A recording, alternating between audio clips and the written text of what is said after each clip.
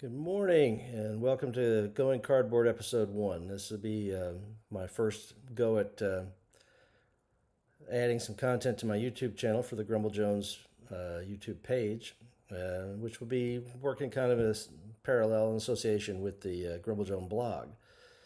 Essentially, I wanted to, add some things to make the blog itself a little bit more interesting. There's a lot of great content producers out there, from Illuminating Rounds, George Hiatus and his excellent blog. Of course, the MMP guys have got their We're Not Dead Yet. So there's a lot of voices out there. The two half squads, clearly, in my opinion, the leaders on this format.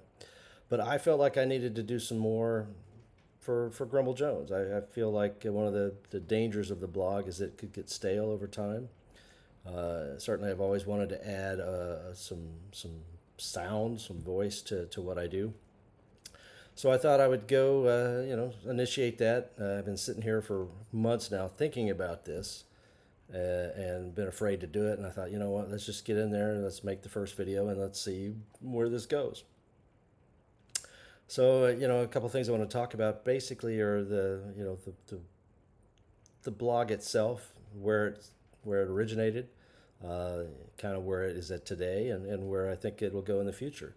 So Grumble Jones, basically began back in 2011. I wasn't playing very much back in those days, playing with my best friend from St. Louis, and he and I were primarily doing some starter kit, playing cardboard over Skype.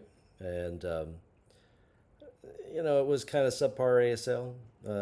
We'd played Squad Leader back in the 70s, late 70s, and all the way up to GI Anvil of Victory, and made the switch to ASL in 1989. And then, of course, we had a real serious downtime from 1996 until 2010. I didn't really play any ASL.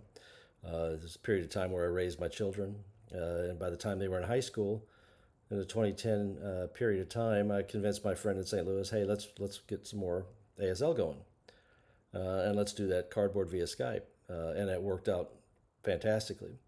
But my buddy in St. Louis, Scott, he was very much a beer and pretzels player, so I wasn't getting to play a lot, and that's what led me to kind of want to blog. I was inspired by the Battle School webpage, Chris Story's excellent site, and as a result, I jumped into Blogger and created Grumble Jones. And I've watched it grow over the years, and from one site visit in 2011 to an average of about 4,000 every month, which Kim Kardashian sneezes and gets 100,000 likes on a video. So it's small potatoes. Our community is of course very small itself. 10,000 people worldwide maybe. So it's not a huge audience that I'm able to reach with the blog. I would say on Blogger there's probably 131, 132 people that are actually subscribed to the Grumble Jones blog. So that's typically the core audience is those steady eddies, those folks that look forward to the AARs and the scenarios that get released each month. But still, I feel like the blog has kind of reached it's not growing, at least in my perception, it's not growing. I've created my own Facebook page, Grumble Jones page, to put my content there. And I feel like that audience is actually growing. It's well over 180 people. So that allows me to take advantage of what Facebook can provide in terms of that community. The Facebook ASL page itself is over 6,000 people. So it's huge. There's a huge number of people out there. But other bloggers have also made the same observation that I have, that the vast majority of those members do not participate. They probably just passive observers, and all of us are passive observers on certain community sites. Don't necessarily jump in there. But at any rate, Where the blog is today, as most readers know, it's slowed down on the AAR side. I was posting AARs every Monday, fairly religiously, um, but back in those days, from 2017 until about 2021, my playtime was really limited to Saturdays. Dan Besta, who is my primary opponent and has been, you know, since 2017, um, he and I were really just getting one opportunity to play a week, and that was on Saturdays. And I had continued to play my buddy in St. Louis every Friday evening. Um, but as he began to cancel more and more, and I could feel that he was his interest in the game was diminishing. He had other things he was doing. So by about 2021, 22, Scott and I played probably our last game, and Dan and I started to really ratchet it up. And we've been playing Thursday, Friday, Saturday, Sunday. That's a lot of ASL. Um, Last night I prepped for the next week's games. Dan gave me the list of scenarios. Each week we alternate as to who will pick what scenarios. So Dan gave me the list last night, and we determined who was attacking, who was defending. We alternate that, so I will attack twice, defend twice, and I want to say it took me about 3 hours just to pull all the counters for those four scenarios, get the boards, get them all. I stick them in my bookshelf over here and ready to go on clipboards. That's pretty much how I plan. The downside of playing that much is that the AARs are suffering, and I haven't been issuing as many.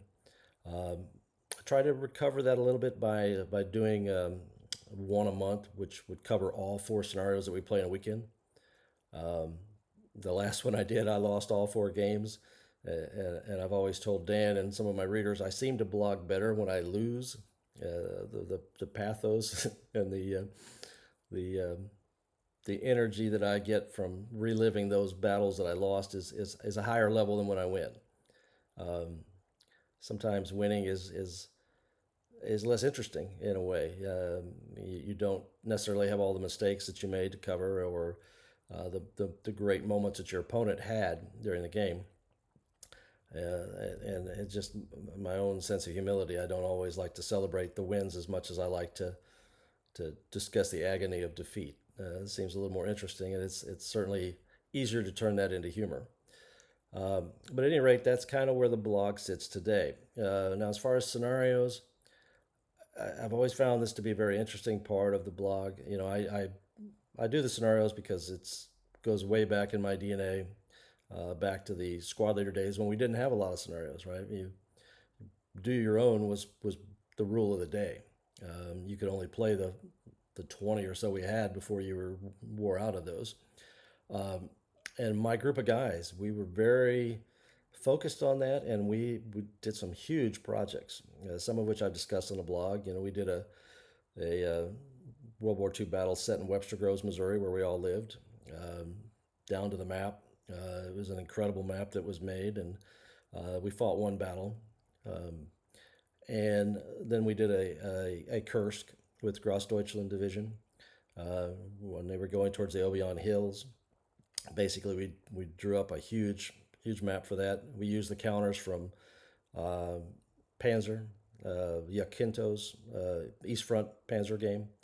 Um, really thick counters, but there were a lot of them, so it was enough counters that we could do a credible 40 T-34 assault as the Grossdeutschland had crossed over, and I forget the creek or the river they had crossed at that point, and we did the Russian counterattack. Um, then another one of the largest do-yourself that we did was the relief of Budapest, and fantastic game. Biggest and again, this was squad leader. This is using Crescendo of Doom rule set. But in that game, I lost 10 Stukas. The Russians lost 10 Sturmoviks. I was the Germans trying to. I was actually the Russians trying to stop the German assault, and I lost upwards of 80 tanks in that battle. Destroyed about 15 to 20 Panthers and Tigers. We also included a glider landing of SS that came in behind me and separated. I had Romanians working together with my Russians, and they hit the seam where those two forces joined and affected the breakthrough. They had to hold that open for like a turn, and that was the end of the game. But massive, massive losses, which you could do in Squad Leader versus ASL would take a lot longer to inflict the kind of damage that you could do in Squad Leader. But at any rate, moving into the blog, I just wanted to create scenarios, so I did that. And my intention had always been that the scenarios would just be presented on the blog. I had no intention of putting them on the ASL archive or later into Roar, which is where they are today. And I haven't really shared this with anybody as to why they ended up on the ASL archive, so I'll share that now. At one point early in the blog's history, I found one of my scenarios had been posted to the ASL archive. I was not credited as a designer.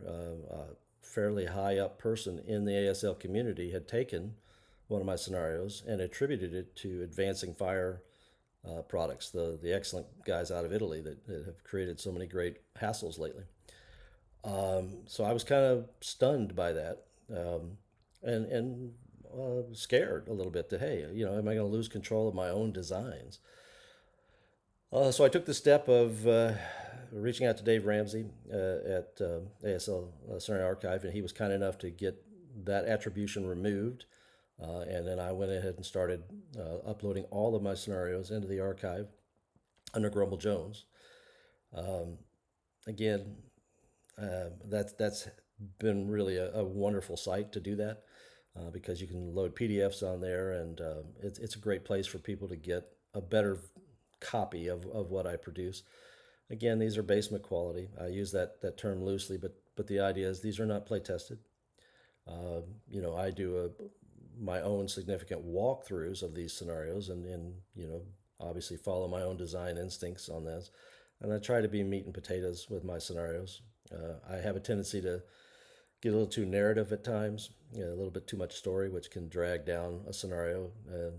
And you see this in other designers too, where they will put overlays to force a situation to match a historical result. Generally don't have a problem with that. But again, the Grumble Jones scenarios are simply for fun, not intended for anything else. I've been fortunate that other outlets, the Encircle production guys, have taken Grumble Jones scenarios, as everyone knows, and have used those in different packs and created their own Grumble Jones pack and put those all through their own rigorous play testing. So that's been a great thing to see. The Southern Cal guys have taken one of the scenarios that I have and have been playtesting it. So hopefully that their next production release will include that. So that's been fantastic. I'm going to continue to do it. Of course, the Halloween scenarios that I have produced for years, and some viewers really like them, and other people, I'm sure, like, what the heck are you thinking doing that? But it's supposed to be fun. At the end of the day, the Grumble Jones blog, its primary and focus has always been to celebrate the joy of the game, right? How much I love this game, and to share that with other people. And that, again, that's what this going cardboard will be all about. And the term going cardboard comes from scenario creation. When you want to take something historical out of a book and you want it to go cardboard, right? I want to put that into an ASL scenario. So that's kind of where that comes from, and all the other great names are already taken by other YouTube sites and podcasters. So we'll use that one until people say, "Yeah, that's crazy." But at any rate, the future of the blog, that'll be the last thing I want to just kind of discuss in this inaugural video, is that I want to continue to do AARs. I need to find a better way maybe to share some of that, and this could be a platform to do that. I have to educate myself on how to do video editing, and that's one of the reasons I hesitated to even do this video. I'm still trying to kind of navigate my way through that. I don't want it to be a half-hearted effort. I want it to be something good and decent. I want Jackson Kwan and my other fellow bloggers to say, hey, that was worthy of my time to look at, not some schlock effort that nobody's can really enjoy. Uh, as far as AARs, we'll continue to do hopefully one a month. As we get to near the end of 2025, there are fewer holidays coming up, and with my grandson and my family all together in Tulsa, so I'll have less time over the holidays to blog. And Dan and himself is going to be on vacation here shortly, so you won't see a lot of activity from Dan and I. Obviously, we continue to put all of our information in Roar and into the ASL archive. There's usually a snippet of our games. I try to keep my snarky comments down a little bit. Sometimes I get a little snarky in some of what I say, but certainly no disrespect intended to any scenario designer. I live in a glass house where that's concerned. But at any rate, we're going to continue to move forward. There will be, as always, an end of the year recap. There will be an end of the year, summation of all the scenarios with the cover page for the Grumble Jones pack. And I want to say this is 8 or 9. I'm losing track. I've done too many of these. There will be a baker's dozen. There's a 13th scenario that has already been done, and it's based on the last, I can't remember which Choctaw or Creek Indian chief that counted coup during the Second World War. And the story is famous where he stole horses from some German SS officers and was one of the last things he had to do in order to become a chief, a war chief. Um, the reason it's never been released currently is because I could find no historical evidence anywhere in the division history, regimental history, um, and this was a significant medal citation for this person. So the fact that I couldn't find anything was rather shocking to me. But at any rate, I'll include it in the um, summation as a bonus scenario, um, and we can just kind of take it for what it is. And it may be much more hypothetical than I would like it to be. But at any rate, I'll wrap this up. Went a little bit over 15 minutes, which was my goal for this particular one. But again, I'm going to try to make this a more regular part of the Grumble Jones experience. Hopefully, we'll take this to not only AARs and scenario discussions, but book discussions, maybe some other wargaming discussion, and maybe reach out to some of the folks that have been such great supporters: Mark Drake, David Garvin, Eric Garrard, Luis. There's so many of you out there that it would be interesting to use this platform to talk to each other and put that on the YouTube site as well. So at any rate, my work emails, as you can hear, are in the background, are coming up. So I'm going to shut this down for now, and appreciate everybody's support of Grumble Jones, and we'll talk again soon. See ya.